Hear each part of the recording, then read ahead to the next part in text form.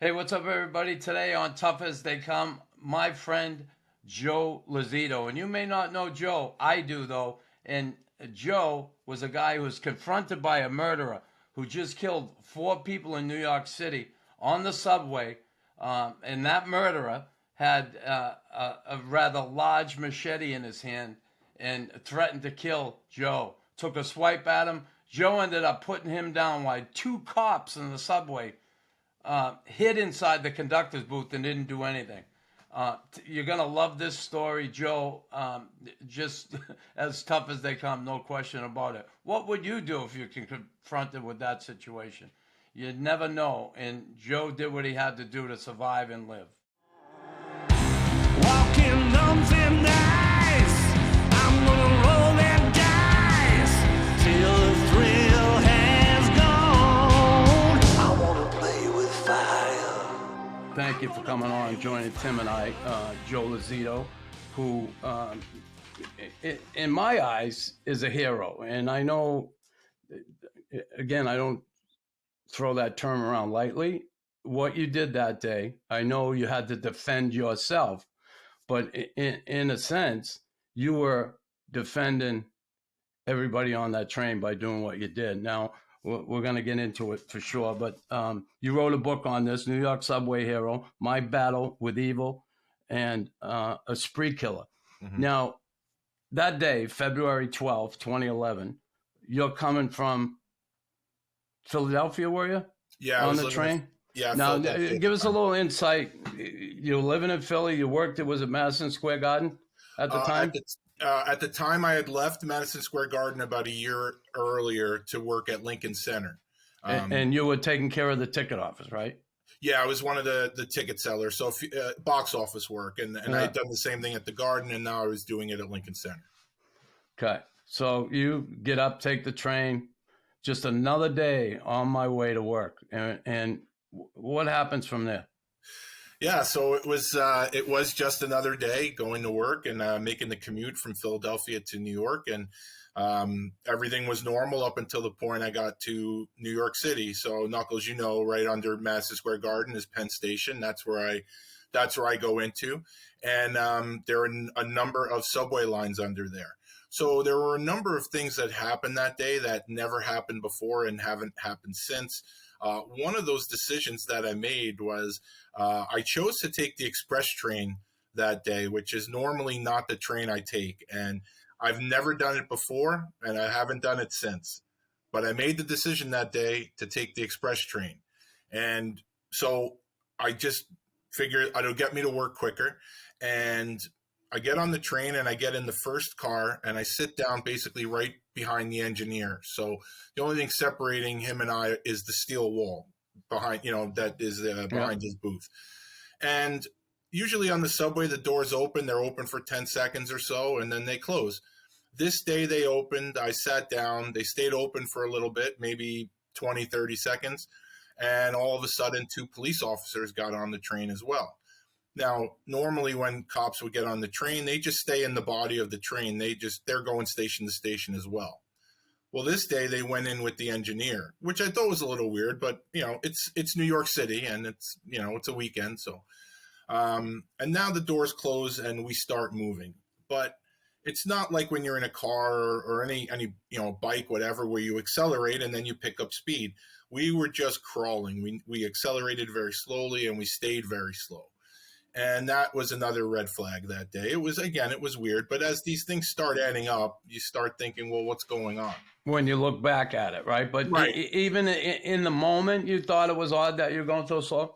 In the moment, it was a little weird because, I've been taking the subway so long that you kind of know the pattern. It's like anything else. It's acceleration. And even this, we just didn't accelerate. So a part of me is wondering, is there something wrong with the train? Whatever. I didn't think what happened was going to happen, but it was a little odd. And then before I have time to even form another thought, this guy comes up and he starts banging on the door to the engineer. And now he doesn't know that the police are in there. He starts banging on the door and he says, let me in. And the voice on the other side of the door says, who are you? And he said, I'm the police. And then the voice on the other side of the door said, you're not the police. And with that, this guy just walks away. Now, again, this is another red flag. And I'm just going, what the hell's going on here? You know, like I just don't know. The antennas were up. Absolutely. And it's literally happening right in front of me. Like it's a foot away from me where this is going down. And so now he walks away, and now there's another guy that was standing right next to me, and he bolts to the door. Except the first guy was sort of casual. Where the cops were. Where the cops were. All right, behind. The first guy who was banging on the door, he was kind of casual. This guy looked like he was going to shit his pants. Now, he bolts to the door, and he's tapping on the window, trying to wave the cops out, tapping and waving. And again, this is all happening in front of me. So now I'm like, what the fuck is going on here? This guy, the second guy that went to the door, he keeps looking over his shoulder at the first guy. And as the first guy starts making his way back up, this guy bolts right back next to me. So as the first gentleman makes his way back up, he stops about 3 feet from the door, about 2 feet from me. He looks down at me. I look up at him. He reaches into the back of his jacket. He whips out this 8-inch knife, and he says, "You're going to die. You're going to die." And he's like, whap. He hits me right under the eye right here. So at that moment, it's not like I can sit here and go, Knuckles, I formed a game plan. I was going to do this. I was going to do that. It was really at that point, instinct and live or die. You know, I figure if I don't do anything, he's going to kill me. Yeah. If I do something, I could still get murdered, but maybe I have a shot here. So I shot in for a wrestling move, not pro wrestling, like, collegiate wrestling, Greco-Roman, called a single leg takedown, which I had never had any training in. But common sense would dictate you go for a guy's legs and you get him down. And because I had no training, I kind of shot in too high, and it ended up being more like a football tackle. I got him around the waist. And the good part with that was I was able to get him down.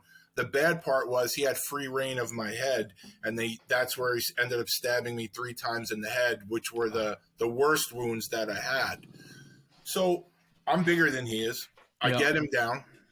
And now I'm on top of him in dominant position, but he still has the knife in his hand, and he's still flailing up at me. So the first time he flails up at me, I try to grab. Were you sitting on him at this point, or yeah? Like I'm on top of him, dominant position, you know. Yeah. And he's on his back, and I'm kind of over him like this, and he's going up like this, and I'm trying to catch his hand, catch his arm. So the first time he does that, he slices me in the webbing here where the thumb meets your hand. Yeah. Second time I miss, he gets me in the tricep. Finally, the third time, I catch his wrist, I slam it down, the knife comes out. Now I got him down there, and then I felt a tap on my shoulder, and that was the cop that was in the. Was he saying anything when you got the knife from him? You got it down. Did he say anything, or was he just? No, the only say a word. No, the only sounds he made, and my wife hates when I say this part of the story, is as he's stabbing me in the head, I hear him grunting. I just hear him like grunting, but he's not saying anything. And so when I got the knife away, that's when I got the tap on the shoulder from the cop, and he said, "You can get up now. We got him." And that really is to actually tell the story of that fight. And obviously, there's more to it. It takes a lot longer than the actual fight itself.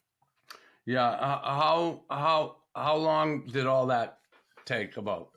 From the time where he said, "You're going to die," till the time I got him down and got the knife away, less than a minute. Wow. Yeah, less than a minute. And was there a bunch of people on the train? I don't know. Yeah, it was Saturday morning, so it wasn't like if you think of a rush hour train in New York City, it wasn't like that, but it was a pretty full train. So I laugh because I can't imagine. I always say, people say they don't know what was going on in my head during the thing. And I always say, I can't imagine what it would have been like to be a passenger on that train while this is going down. So basically, since this happened at one end of the car, when I got up finally and I looked, the train was a lot more empty than it was when it first started. And there were a lot of people down at the far end of the car, and they had gone into the next car and they were looking through the window. So yeah, it was full, but not, it wasn't bulging out there like that. So I mean, back then they probably, if that was like today, like everyone probably would have been on their phones, like filming, right? Like, no shit. Tim, the funny thing is, guys, this was still, even though phones were a thing, and it's not like today, this was still during a period of time where the first instinct for everybody is to whip out their phones. And unfortunately for me, nobody did that. The first time I saw anyone take their phone out was after they finally got me off the train, like a half hour later after I was bleeding out for like 20, 25 minutes. When they were carrying me up the steps to the ambulance, people started having their phone out, taking my picture, but nobody filmed it. And it probably could have helped my case a little bit if they did. So all this less than a minute. And listen, I don't think there's many men out there that haven't thought or had thoughts of being that guy who's going to dive in and save that kid that's drowning in a riptide at the beach, running to a burning building if you're there before the fire department to save someone, to do something heroic, to, stop, maybe go after a guy if he stole a lady's handbag and you attack, whatever. I don't think there's many men that haven't had those thoughts at some point, or people. Was there anything in your past that kind of would suggest that you'd react the way you reacted that day? Actually, it's probably the exact opposite. I was always the fat kid getting picked on in school a little bit, and I was always for the longest time I was an introvert. I kind of came out of my shell towards the end of high school, but really no physical violence. I would say the only two factors that may have contributed to something like that, maybe what I did was I've been watching mixed martial arts since UFC 1. And maybe some things dripped into my head via osmosis. And the other thing I say is, my dad, he's ex-Marine. Well, I guess you're never an ex-Marine. You're always a Marine. Fought in Vietnam, combat wounded, Purple Heart. So maybe some of his balls seeped into me because to me, that's a real man right there. So other than that, though, me personally, not at all. If people that grew up with me probably never ever would have expected that. I'd like to think like the job that you did, Chris, you kind of protect your friends or things like that. In your case, your teammates. And I know growing up, I know your story growing up, your buddies and everything. You always think that way. And I always felt like I was that kind of friend. I just was never put in that position. So though, if you did a study on me, I would just be the fat kid and getting picked on and everything. And no, but nothing really, nothing besides that, and maybe my dad. What were your friends saying after that, though?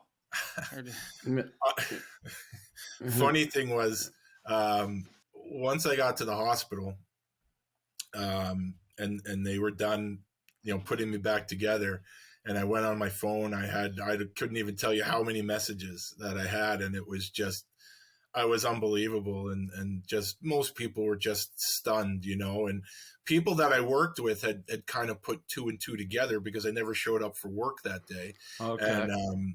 And then word started getting around and people were calling my job, in the box office, we're a union job. So you kind of know a lot of people even in other houses there. So, and the messages kept coming in and kept coming in. So everyone, it was just disbelief, think about it. This guy's on a killing spree and ends up running into someone that it's just, the odds are just so not in your favor. And next thing you know, hey, yeah, I know that guy. So yeah. Yeah, no one texted you and was like, hey, sorry about what I said, like back. No. If anything, it was, it was just like, it was really just the running theme for that day. And the days after that were like, holy fuck, I can't believe that happened. So, wow. Well, being a hero, and again, I say hero because, and you can look at this definitions, different definitions, but someone who combats adversity through feats of courage and strength. And that's what you did. And again, when we talk about the emotions, you must have had that day, the experience, probably not good ones, but negative ones. When we talk about fear, and I get hear that question all the time when I play. Were you ever scared? Fear was a great motivator for me, and to be able to walk through those fears and do what I did, great. But that isn't a life or death situation. So I would guess, I don't know, you tell me. Did you have any time to express any fear, or you just didn't have time to think?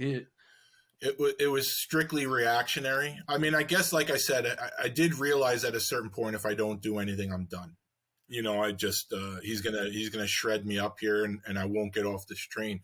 The one thing that kept going through my head was my family. At the time, my sons were 10 and 7, and my wife, I've been with her a long time. I'm still married to her after all these years. My son, if I can brag a little bit, my oldest son just got his master's degree yesterday. We're proud parents. He got his master's degree in aerospace engineering. Wow. He was 10 at the time, and my youngest was 7. Yeah.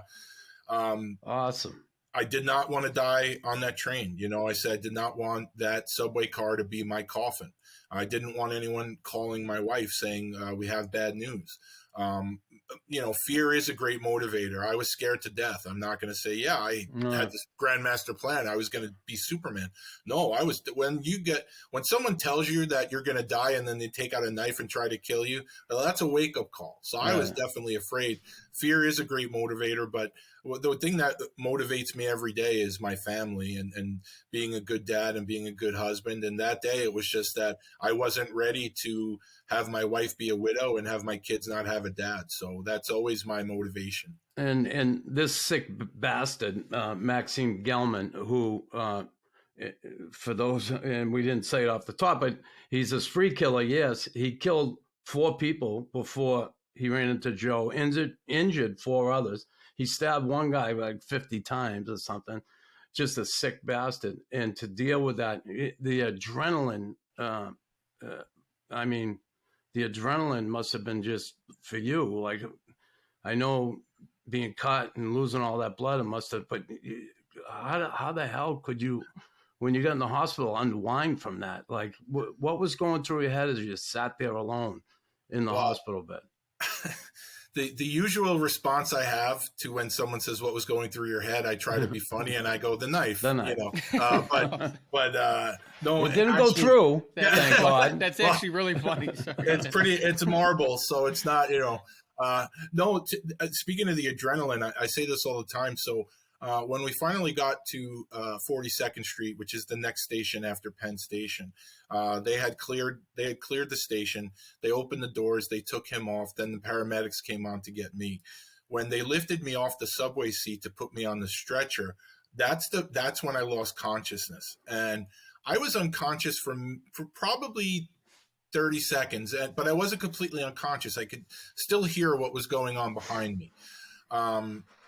When I woke up, that was the adrenaline dump.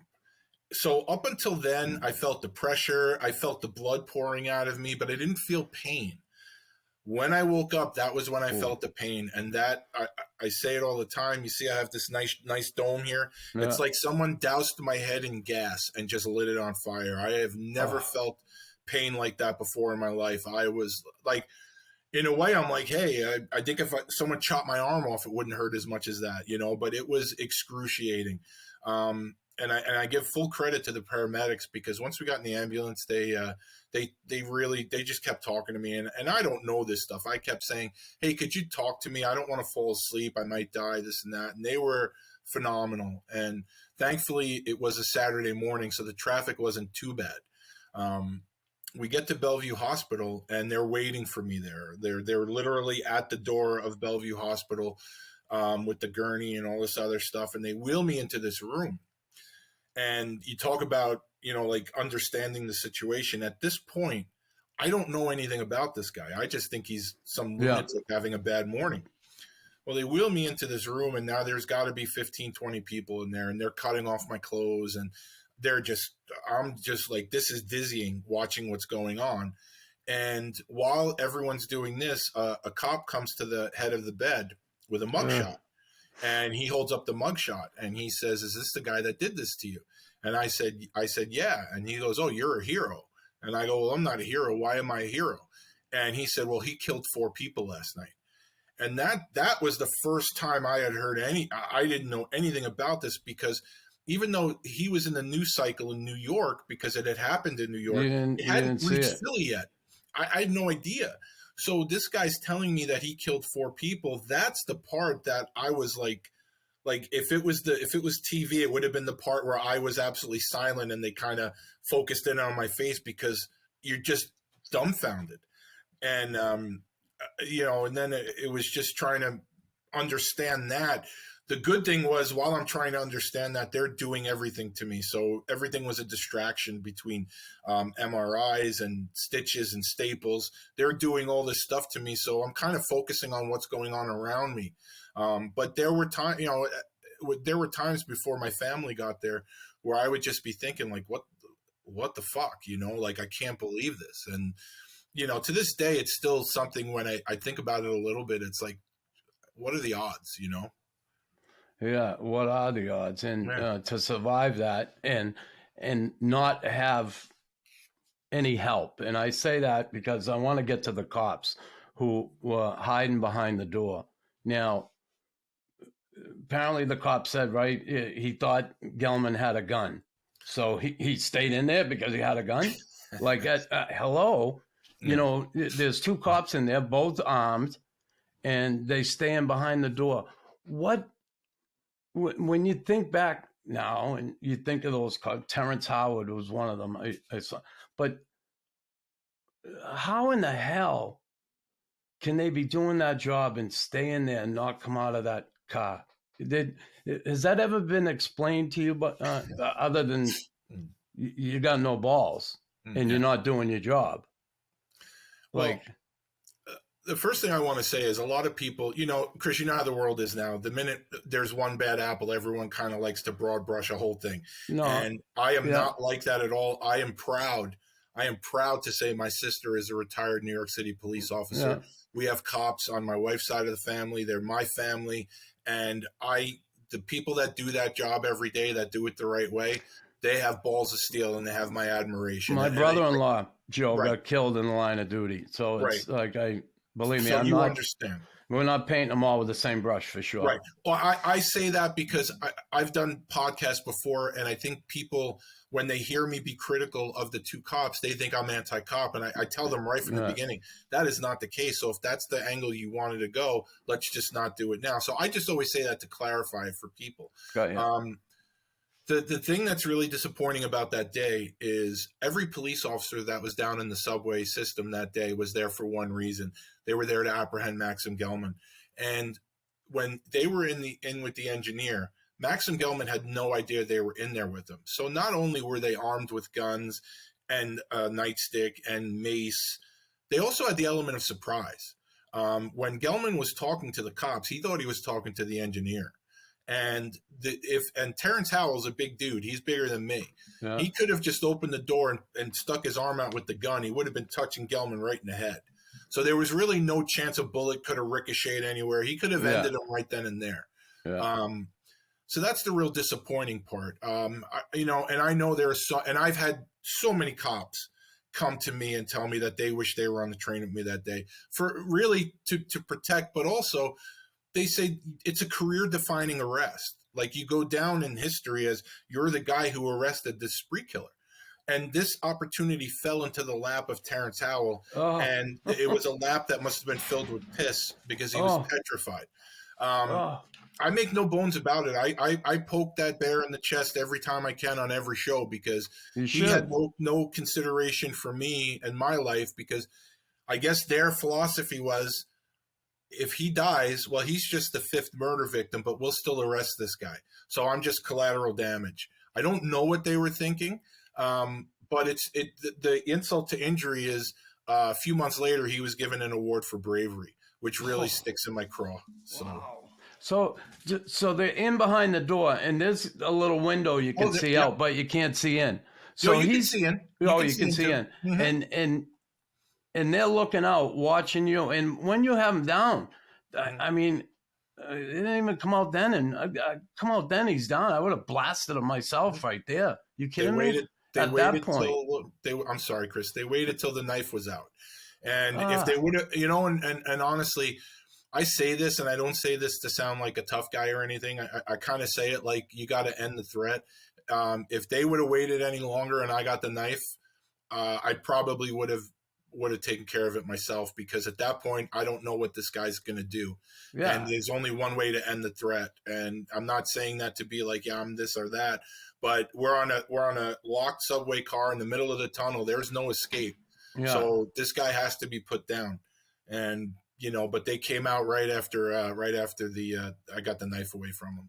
So Did you ever talk to the cops since then, like those two, and I ever ask them like, hey, or Well, it's funny. We were in the same building. We were testifying before the grand jury to indict Gelman, and this is where it came out. This is where Terrence Howell he told the DA and the grand jury, "Well, I was going to come out, but I thought he had a gun, so I stayed inside." And what I was Ugh. told is the grand jury was like, they were all What? looking at each other, going, "Wait, what?" And when he left, from what I've been told, the grand jury actually kind of surrounded the DA and said, "Wait a second, can we bring him up on charges for dereliction of duty? Like, how do you just admit to that?" And of course, the DA said, "No, no, that's not why we're here. That's not why we're here." So anyway, that day, I testified first. He went in after me, and I was waiting for my sister and my wife. They came there with me. My sister had some police things she had to take care of, so my wife went with her. I was waiting for them to come and pick me up. So I ended up sitting next to the female cop that day, Tamara Taylor, and we were sitting there, and it was awkward, but I'm just like, you know what, fuck it, I don't care. Yeah. And so she basically said, "How you doing?" This and that and everything. And one thing that I waited now to tell you part of the story is when I told you that I had passed out, but I could still hear everything. Tamara Taylor was behind me, and I heard her talking to one of the other cops, and she called me likely, which I didn't know what that meant, right? Yeah. So that day at the hospital, my sister comes there, and we're talking, and I go, "Oh," I said, "Hey, by the way," I said, the female cop, I heard her call me likely." He's And likely. yeah, he's likely.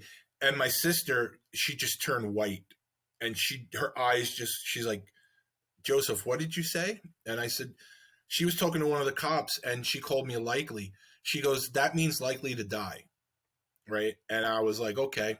So this day, fast forward now to the day we testified before the grand jury, and I'm sitting next to her, and I go, I said, I remember when you called me likely. And she just looked at me and she goes, "You heard that? You remember that?" And I go, "I remember everything." And she just got real quiet. And then at that point, I got the text from my sister saying that, they were there. So I left. But I just loved leaving her with that thought that, yeah, I heard you say that, and I remember it, and I remember everything. I'm So surprised she didn't say, "Joe, I really meant likely to live." You know, you know. I don't know her very well. I don't know how well she thinks on her feet. I know she doesn't take action on her feet very well. So I don't know how the brain works, but just the look on her face when she found out that I heard it and I remembered it, that was priceless enough. So, um, since that, since that day, obviously you confronted the police in a lawsuit, hoping to, draw that attention and get some not revenge, but like bring the eyes on those cops and what they did. And how difficult was that for you to do that? And then in the end, the lawsuit ended up getting dismissed. The only difficult part was I was concerned that my sister would get any blowback because she was still on the job at the time. And Yeah. my sister she's pretty tough. And I remember when we had the talk and I said, "Listen, I don't want to do this if it's going to come back to you, because these are still your colleagues. I don't want your superiors to make things difficult for you." I said, "It's not worth it to me." And she just is like, "Get the fuck out of here." She goes, "You got to do this, and don't worry about me." And like I said, to be honest, the support that I received from the police was staggering. They were tremendous to me because they realize that what these two cops did makes the whole department look bad. And they basically, to a man, it was, if what he's saying is the truth, I hope he gets whatever he needs and whatever he wants. And that was really, you're always going to get people that toe that blue line. And no matter what, it's the cops are this and the cops are that, and they stand by them. And I get that. But for the most part, everyone was really, really fair and really understood my situation. So that was the only difficult part. But once my sister gave me her blessing, like, just go for it, it was an eye-opener, because I kind of figured it was open and shut. And I really just wanted to bring to light what had happened. And, you know, I've had people say, well, it's about the money and this and that. And I always say, listen, if I'm not going to lie. I mean, look, I got 2 kids. You know, my one kid graduated yesterday. I got another kid. If the city came to me and said, look, we'll give you X amount of dollars for your pain and suffering, it's something I would have to think about. I've never lied about that. But also, if we went to court and I won $1, that would have been worth it. Just to win. I get you. It would have been worth it just to bring to light. And it was a real eye-opener. Now, I always say when my lawyer, I don't have a lawyer. I never had a lawyer before this. But when I met with the lawyer, and he basically broke down what was going to happen. And he said, you know, I know you think this is something that's open and shut. He goes, but it's not. And he told me this is what they're going to say. They're going to say that the police do not owe a duty to protect. And I had the same reaction that everybody else does when they hear that. I'm like, to serve and protect. I'm like, wait. I said, how can that be? It's on their cars. It's their motto. And he goes, and he basically says, well, I'll talk you through this. So basically what happened is there was a case years ago, Castle Rock versus Gonzalez, and it involved their children. And I think what it was an order of protection case. And to me, order of protection cases, an order of protection is a piece of paper, you know, and you can't put cops in front of everyone's house that has an order of protection. And the tragic story about this was that the husband ended up killing the kids. And it was a horrible, horrible case. And that was the benchmark for the owes a duty to protect thing. Since then, my case always comes up as well, because every time something comes up, my DMs are loaded up and my texts are loaded up. Hated, like the thing that happened in Uvalde. I got so many messages about that. And basically what it is the way it was explained to me, and I say it this way because I want people to understand. I say it harsh because I think it needs to resonate with people. The way it was explained to me was, if a police officer is walking down the street and a woman is getting raped, he can literally stand there and wait for the rapist to finish.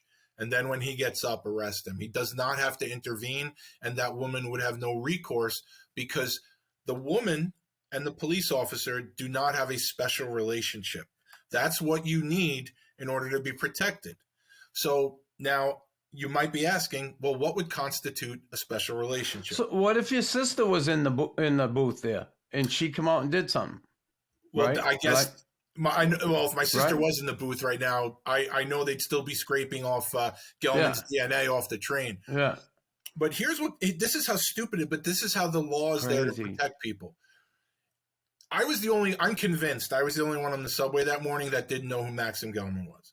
But let's say I did, and I see Maxim Gelman on the train, and I go knock on the door, and I say, hey, the guy you're looking for, Maxim Gelman, he's back there.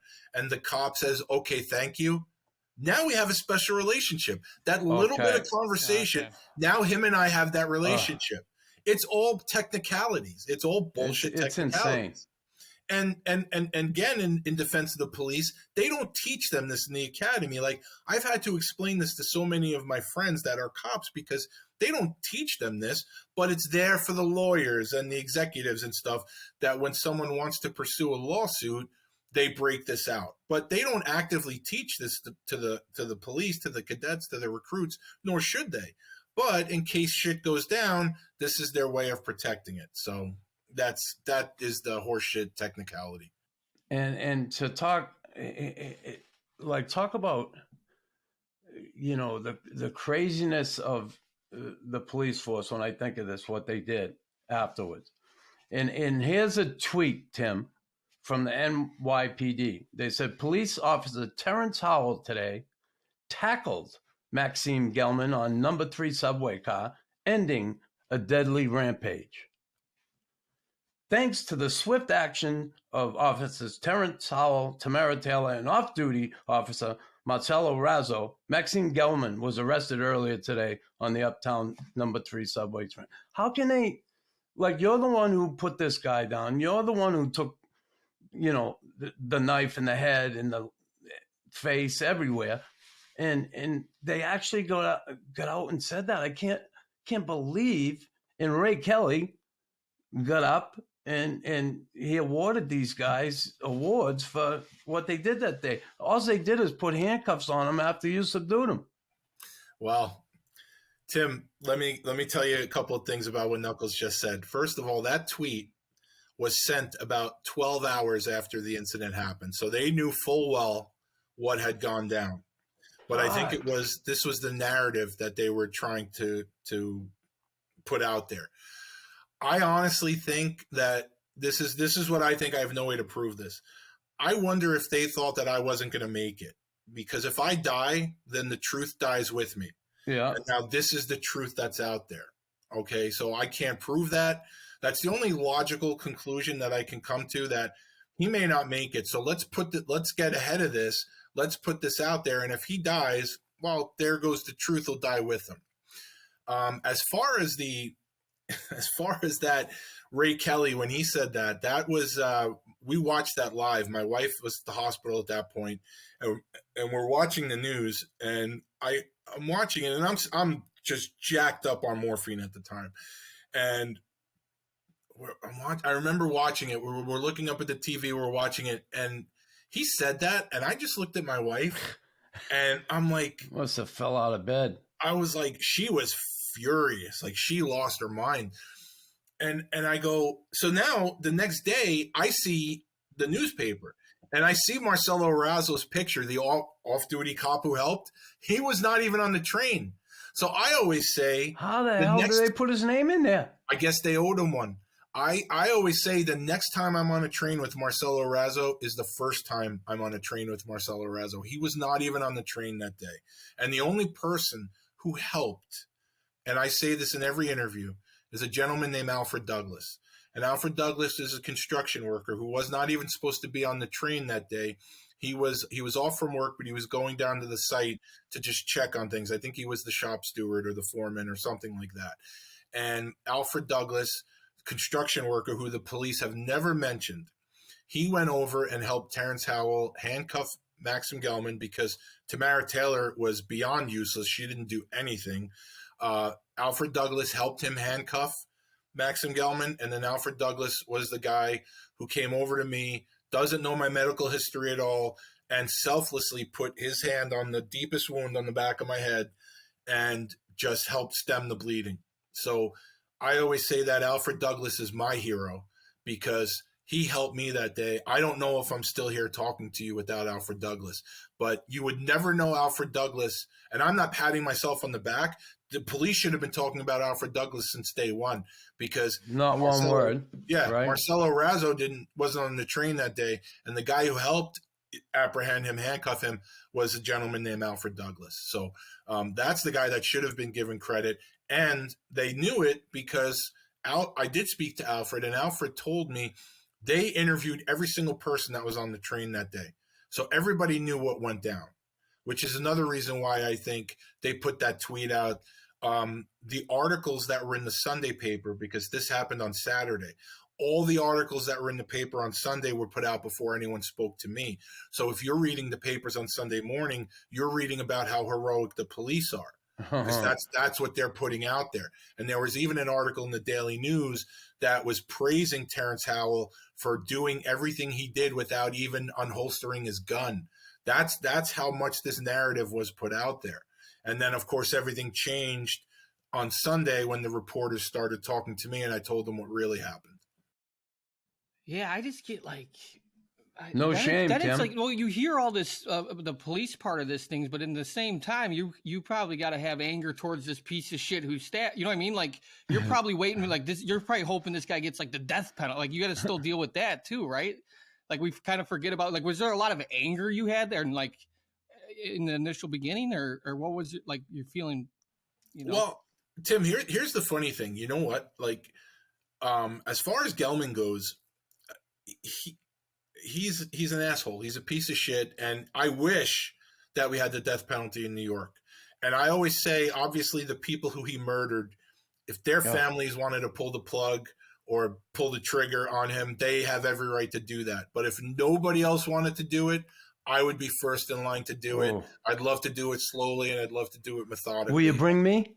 Absolutely. Can I come? Front row. Front, you'd be VIP. But Tim, this may sound weird, and I hope I explain it correctly. Maxim Gelman, he was just this lunatic on a rampage. He didn't care about anybody. I was just someone. The reason why he attacked me was geography. He attacked me because he wanted to take over the train, and I was the last guy before the door, so he wanted to eliminate me. It wasn't personal. Like I always say, if it was someone I knew, that would be a lot harder to reconcile, because now I'm thinking, well, what went wrong in our relationship that my friend tried to kill me? This was really just a random act of violence. So yes, while I would love to end his life right now, and if they called me right now, I'd be like, Nux, I got to go. I'm going upstate to New York to put an end to this guy. I really hold much more animosity to the police officers, because they were there to do a job that day. And had they done their job, and had they done the job that I believe most cops would have done, we wouldn't even be talking right now, because I would just be a witness to what happened. So my anger really goes towards the cops, because they were there. It wasn't a random thing. They were specifically there to arrest this guy. He falls in their lap and they still drop the ball, and it almost cost me my life. So in a weird way, I say this all the time. Me and Gelman almost become a secondary incident in this story, because I just know he's a mental case, and it was completely random with me. If I was sitting somewhere else in that car, it wouldn't have been me. It would have been whoever was sitting in that seat that I was in. But the police were there that day to do a job. They were there. It was their assignment, and they totally dropped the ball. And to me, that's where most of my animosity is, between that and the fact that the legal system screwed me, where I didn't even get my chance to go to court, because that's really, at this point, all I wanted to do was go to court. And I say this and go to court, Joe, to the lawsuit? Or? Yeah, the lawsuit. Yeah. Okay. I want to go to court. And I think I'm a pretty humble guy. Okay. But I promise you guys this, and I say this to anyone who listen. If we had gone to court, I would have absolutely crucified them, because I had the most important thing on my side, and that's the truth. And they could call me today and say, we're going to court. I don't need time to prepare, because I have the truth on my side. I don't need to get stories straight. I was there. I was a witness to it. I know everything that happened. I would have absolutely crucified them in court, which I think they knew, and that's another reason why they decided to get this case dismissed. So Gelman ends up getting like 200 years or something for what he did. And, you know, I saw the interview with him on A&E, and at the end he said he wouldn't want to be in a mental hospital for the rest of his life, because there's people that are really mental there. Yeah. You sick fuck. Yeah. Like, please, like, and he was so matter-of-factly about, you know, stabbing some defenseless woman 50 times or whatever. Like, how? And it's just, so when I said hero, and I mean that, because you were that day. Even though you say, oh, I reacted, I did something that anybody would do because you have to defend yourself. But no, I don't buy that, because not everybody would. Not everybody would do what you did. I appreciate that. You know, because no, listen, fear. What do we do with fear? We either stand up to what we have to stand up to and walk through it. We freeze, we paralyze, or we turn and run. Yeah. And you did not do the last two, that's for sure. And some people would have. So that's why I say that, and I mean it. You know, if you ever had the opportunity to sit down face to face with Gelman, what would you say to him? It's funny you say that because Chris, you guys and Tim, you probably have seen these shows where they bring together the victim and the criminal. And there was a show, I think it was on CNN a few years ago, and I don't remember the host. And they bring these people together, and whether it's the victim of the crime or if it was a murder, it's like the family of the victim. And they sit across from the guy. And by the end of the interview, they're like, well, I understand why he did it. And I'll forgive him. I'll forgive him. I forgive him. Maybe I can't forgive him, but I kind of understand. And it's his upbringing. And I would look at my wife and go, are you fucking kidding me?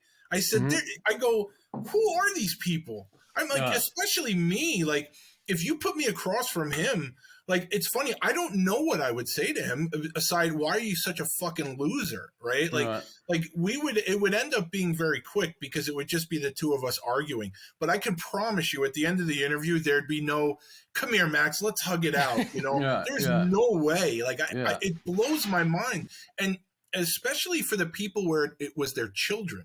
So I could never forgive Maxim Gelman for what he did to me. But if he ever did anything to my wife or my kids, I could never ever be in the same room with him because I would end him right then and there. There'd be no conversation.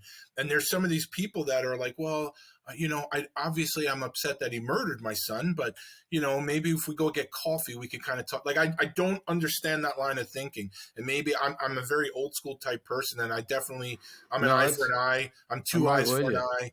And I think the better conversation would probably be if I was in a room with Terrence Howell. That would probably be a better conversation. Yeah. What would you say to him?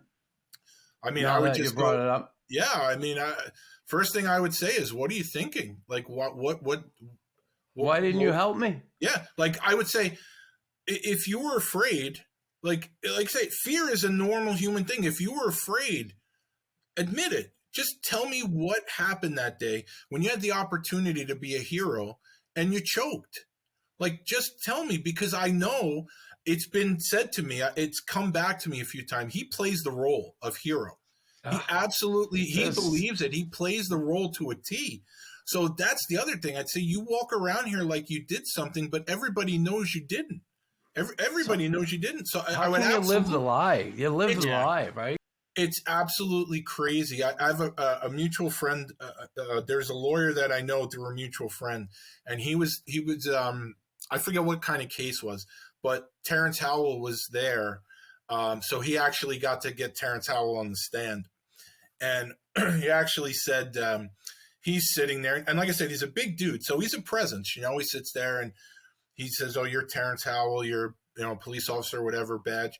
And he's like, yes. And then he goes, so you're the guy who stopped Maxim Gelman, correct? And he goes, yes, I did. And he goes, so now this is where the lawyer goes, but isn't it true that there was a passenger on the train that day that actually stopped Maxim Gelman and that you hid? And you could just see his demeanor just completely changed. And he just, all of a sudden, he sat up straight and he tried to be like intimidating to the lawyer. Yeah. And he just went at him so bad where the judge actually had to say, "Counselor, where are you going with this?" And he just said, "I just want to speak to this man's credibility."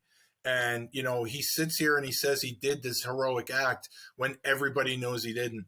And I kind of get a chuckle out of that. I wish I could have been there for that. But when I heard that story, it made me smile.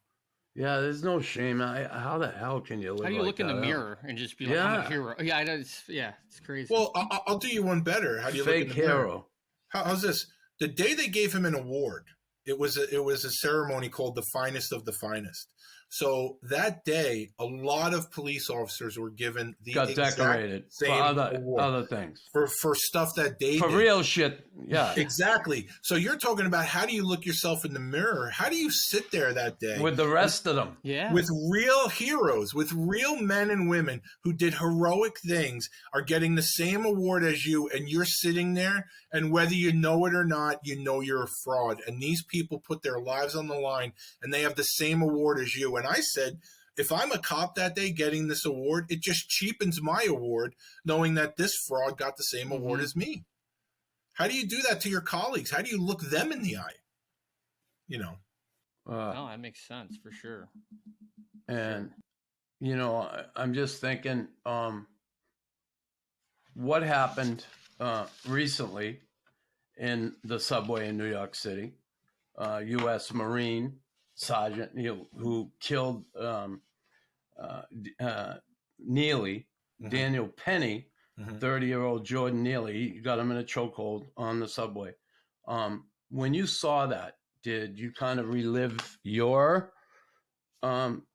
incident and not only relive it, what did you think of what he did and what they're doing to him now? Well, to answer your question, so I ride the subway. I still ride the subway to work. So I'm on the subway 10 times a week, 5 going and 5 coming. And you know, things have changed since that day. I don't ever sit down on the subway anymore. I usually stand at one end so I can keep an eye on everybody. You know, it's a behavioral thing I do now. We're not allowed to have guns in New York. They make it very difficult to have concealed carry one if you could.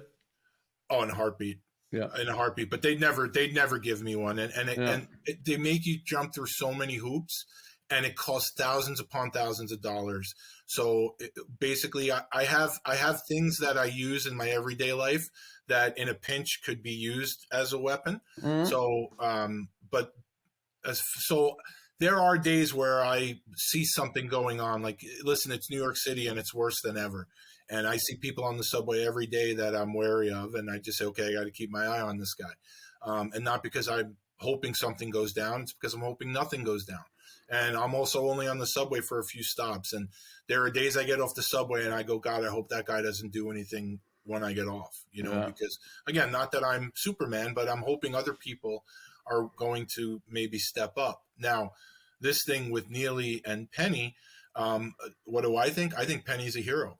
I think Neely is a product of New York City and New York State, where they coddle criminals. This guy's been arrested over 40 times. He was threatening people on the train that day. And you have a guy like Penny that steps up and ends the threat. Now, I don't think Daniel Penny meant to kill him, but in this city, in this state, they're so quick to coddle the criminals, to make everyone a victim. And Nux, it's so funny. This guy was homeless. Now, all of a sudden, here comes his family. His family's there. So I know, where were you when this guy was homeless? Now you want to sue everybody, and you get that parasite. Al Sharpton is there now. Of course, he jumps right into the fray. And I'm going, wait, your husband, your son, your brother, your nephew was homeless. You have a home. So you didn't give a shit about him when he was homeless. Now all of a sudden you're, oh my God, it's my son, my nephew. We need justice. I mean, come on. This guy was threatening people on the subway that day, and this guy stepped up. My biggest fear is and I love the fact that Penny's getting so much support from people, be it whether it's verbal support, financial support for his case. I love the fact that good people are stepping up. My fear, though, is I know the corrupt government here in the city, they're going to do their best to make an example out of this guy. And if anything happens to him, I worry that you're going to have less and less people that are ready to step into a potential situation, because now you have to be worried, well, I'm going to try to stop this threat, but what happens if it goes sideways? I'll just get my phone out and film. Yeah. Right, exactly. So I could probably stop the situation, but if I do and something bad happens to this guy, am I going to get arrested? It's probably better to just walk away. And I think a real man wouldn't do that, but I couldn't blame anybody if Penny gets charged or gets any sort of jail time, because they're going to do their best to the thing about the government here in New York, they love to come in after the fact. All these people are now supporting Neely, but none of them were there for him when he was homeless and when he was causing problems. And all they did for him every time he was arrested was let him go. But now they want to come in and use him as the figurehead for injustices. And I'm really afraid that if Penny does any time, that's going to really affect people from maybe going in and trying to be good Samaritans, because now they have to worry about, I mean, even for me, I have a wife and 2 kids. Am I going to get arrested if something goes sideways here? So I watched that case closely. I definitely, that's another one where I got a lot of messages from friends and family. And and I hope that justice is served, and I hope that Penny is able to walk away and live his life. Well, I'm almost positive that they would have called it racially motivated if there was not a black man helping Penny that day. Honestly, they Absolutely. make so much shit up. It's Mm-hmm. ridiculous. But Yep. So when we've been in a couple wars now, the U.S., and a lot of guys come back from war scarred. They have PTSD. Have you? How have you been able to? Have you suffered from any of that post-traumatic stress, and how have you dealt with it if you have? I don't want to say I haven't, because I think, like I said, and I would never say that I have PTSD to the extent that some people do, because for some people it's absolutely debilitating and they can't live a normal life. I would say if I do have any PTSD, it's very minor compared to most people. I think it's sort of like for instance, I told you how I ride the subway now. Yeah. That's nothing I thought of. It's like I got on the subway and it just was like, all right, well, I'm not going to sit down anymore. I'm going to do this. I'm pretty fortunate where I don't think I suffer. I will say this, and my wife always, she's bugging me to get it checked out. She says I do a lot of like herky jerky stuff in my sleep. So I don't know if all the stuff that is happening, maybe it happens when I'm in my unconscious. Yeah. When I'm sleeping, I don't know. But she says it happens a lot and it's been happening for a long time. So maybe unconsciously it's there. But I'm not about to sit here and say I suffer from PTSD to any extent based on what I've seen. Like you say, a lot of soldiers and stuff like that. I'm very lucky. And like I said, I go back to my dad being in Vietnam and getting wounded and stuff like that. You know, like to me, like I always say, that's a hero and that's a real man. And I just, you know, for me, I've been very lucky. I've had really good, you know, I have a great family and friends, and I've had a lot, and I think that has a lot to do with it. The support that I got really since day one. I think that really has a lot to do with the fact that I'm able to speak about this story as much as I have. And I really don't think I have too much going on up here that's a detriment. Yeah, I was going to ask, like, sometimes you hear these near life death experiences with people, and eventually over time they're able to like take positives out of it. Is there positives you can take out of it? I mean, the first positive is that I'm alive. You know, I've always been a pretty positive person where I always say I look at every day as a gift. And you know, I'm happy to say I said that before this incident, but now it's like, you know, like I said yesterday, we were at my son's college graduation. Like that's something I could have potentially missed. And so to me, the biggest positive is that I'm alive. So in that respect, not a lot has really changed for me because I think I've had that outlook my whole life. I think the one, and even on the flip side of that, I'm not very political. The one thing that I am very passionate about is crime and punishment. And I will say I was always passionate about that. I think if you do the crime, you do the time. Obviously, that's been ramped up since then. And but no, it's, you know, Tim, to be honest, not a whole lot. Aside from doing shows like this, and I thank you guys for having me on, because there's really, me getting out there and doing shows like yours is really my only outlet now to get this story out there. Because like I said, with the case being thrown out, it kind of died in the water there. And I'm able to tell my story even 12 years later. I'm telling this story now, and it seems like every time I do an interview with somebody, there's just a whole new set of ears that are hearing the story for the first time, and it's able to educate people, and people will actually take the time to research this and say, wait, that doesn't make sense, that police don't know what duty to protect. So I feel good in the fact that I'm able to tell the story, that you guys are giving me this outlet, and maybe I can help someone down the road say, I'm on my own. Like, I can't rely on other people to protect me or defend me. I'm on my own. I got to do certain things. And I feel like that is something that is important to me. I know the other thing that I really want to get into is, I always say, I don't like to call it motivational speaking, because how am I going to motivate you? I'm this overweight guy, whatever. I'm not going to tell you to live your life better, but I do have a message out there about never giving up and stuff like that. And I was fortunate enough, Matt Karkner, He's a coach and GM in Orlando, Knuckles, and I've known him a bit since he was with the Islanders. And I was down there recently, and I was able to speak to the team, and that's something I really would like to get into. So because, like I said, it's definitely a message out there. I think the world now I think we're in worse shape than I ever remember us being in. Ridiculous. And there's so much negativity out there. And if I can speak to a school or an organization or something like that and say, listen, I know things are bad, but you got to, keep your chin up and don't stop fighting, because it's easy to throw in the towel. It's always easy to give up, but don't give up, and use me as an example. Use me. Think about what could be different if I had given up that day, and just, keep fighting. So that, I guess that is maybe a long-winded answer to your question, Tim, but that's one of the positives that I want to take out of this, is that if I can inspire anybody to not give up, then that would mean the world to me. Fuck, you just inspired me, to be honest. That was great. I appreciate that. Yeah. That was, yeah. It's I gotta ask, Dana White, you're a big MMA fan. Now, my partner Barry, our partner Barry, Tim and I, he wanted me to ask this question in the worst way, and I did too. When I saw White, he actually came and see it, didn't he? Come and see it and give you tickets. So if you'll indulge me this story, I think it's actually a really good story. All right, just quick. Yeah.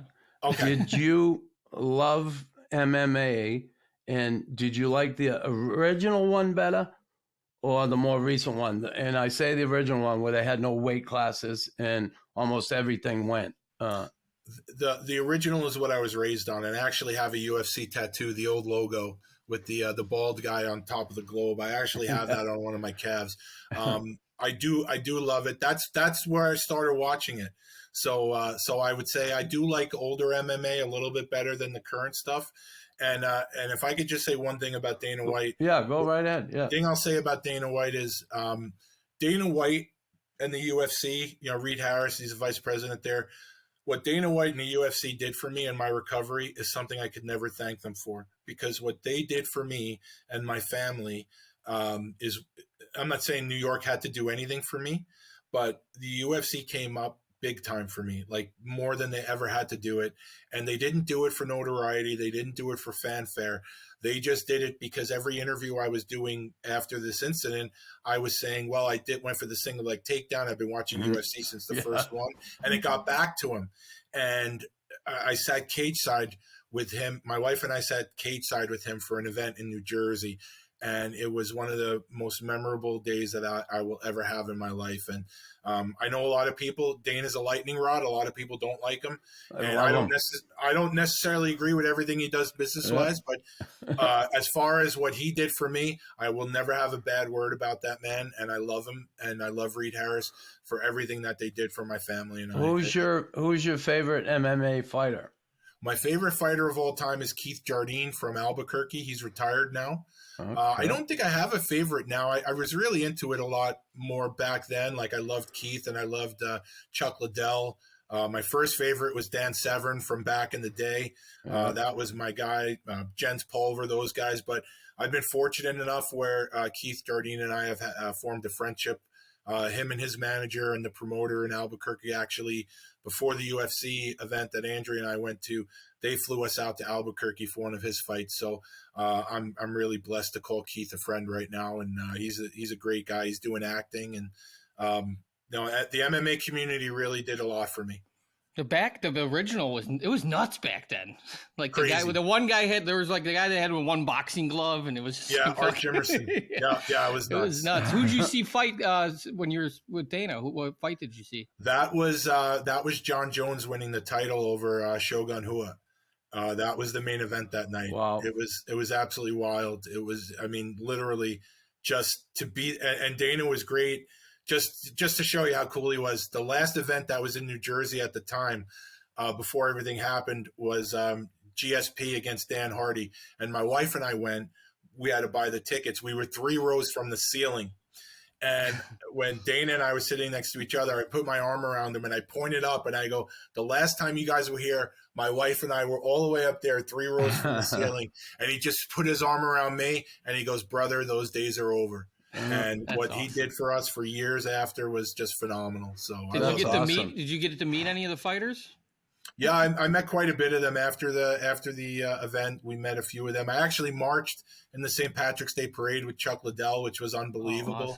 Oh, awesome. Yeah, I mean, between, like I said, so much good for everything New York did not do for me and putting the screws to me. Other people stepped up so much. And again, like you talk about the PTSD knocks, I think a lot of the stuff that everybody else did for me really provided a distraction where Yeah, a lot of support. so much support, so much good. And like I said, MMA and hockey, everybody was so great to us. Now, you're living in Long Island now, Yes. Joe? Yeah. Mhm. Now, you lived in Philly for a while, right? Was that Yeah, it? I mean, I was born in New York. I'm 52. We lived in Philly for 10 years. So 42 years in New York, 10 Yeah. years in Philly. So you're back in Long Island. Yep. Cool. Yeah. Still an Islander fan, Yes. but a Dave Brown fan, Oh, most of all, right? how could you not love Dave Brown? How could you not? I mean, the guy He is the best. He's an assassin. That's why I loved your interview with him. It was phenomenal. And Did- I actually met him once at a Wolfpack game. He was I don't know, he was either scouting or whatever, and he was just such a good guy. Just like, it was almost like I thought we were done talking, and he didn't go anywhere. No, He was just like, "Yeah, let's keep talking." And I was like, "Oh my god, I'm talking to Dave Brown," you know. So You saw this, right? You saw I love that, it. right? Yeah, I'm on. I think that's amazing. I follow Trent. Trent and I have followed each other. Trent sent them one.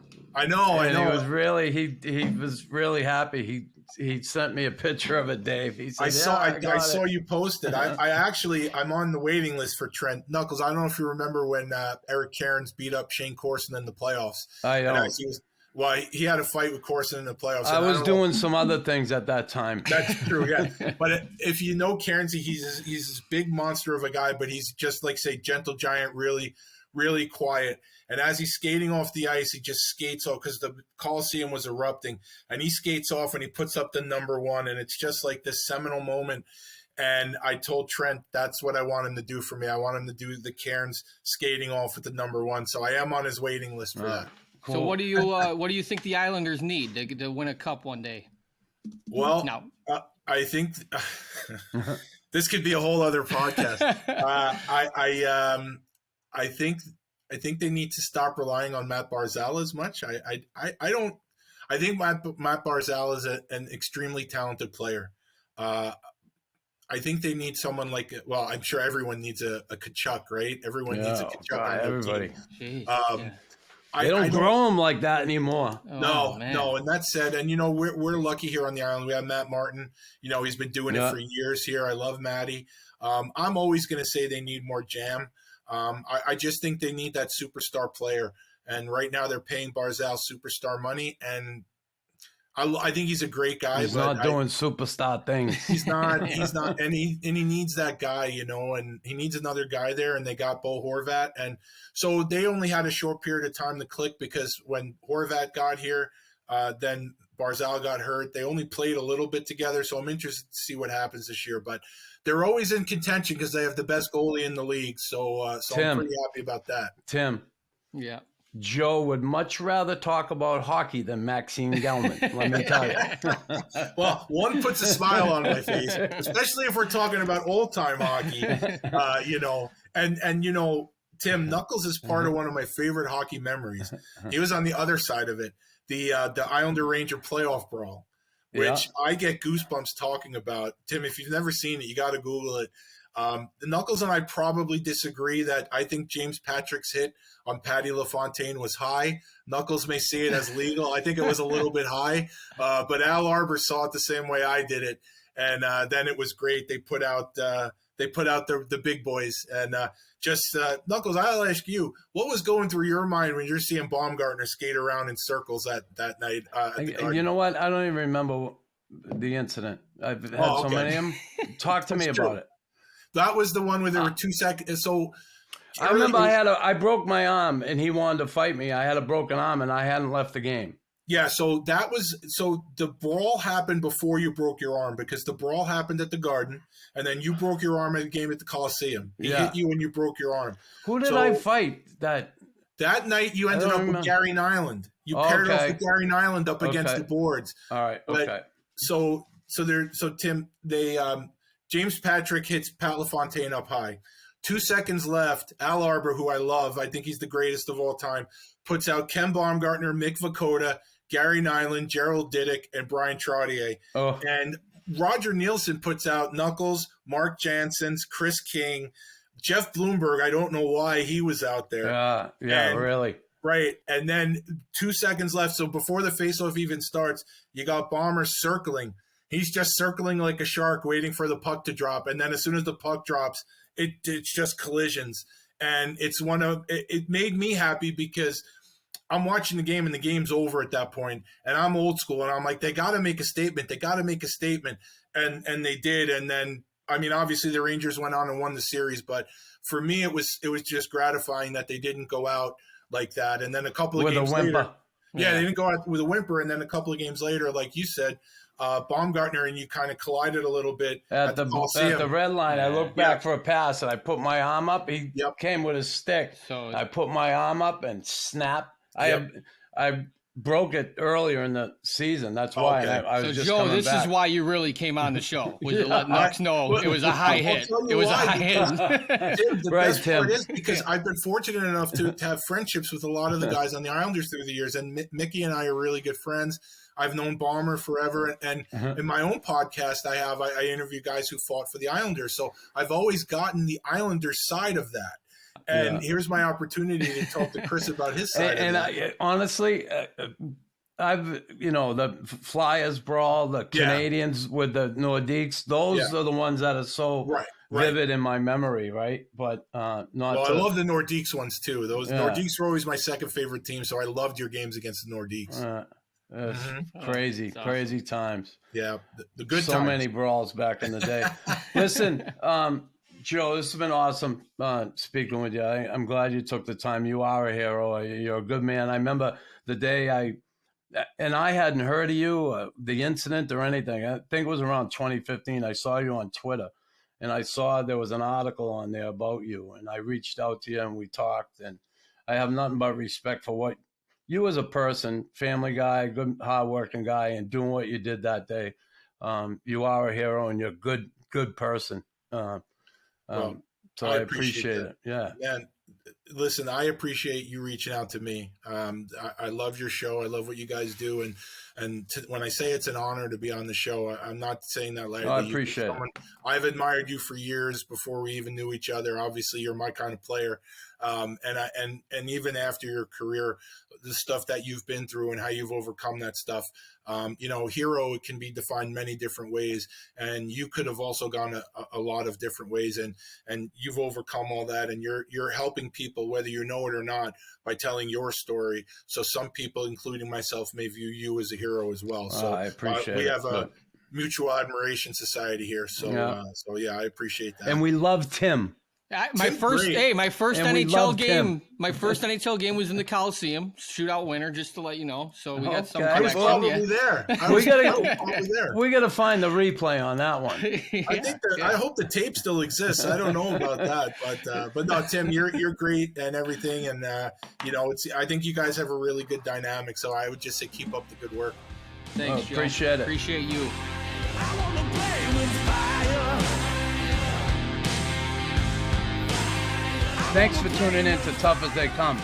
If you want to see more, don't forget to like, subscribe, and click on that bell icon to turn on post notifications so you never miss an episode.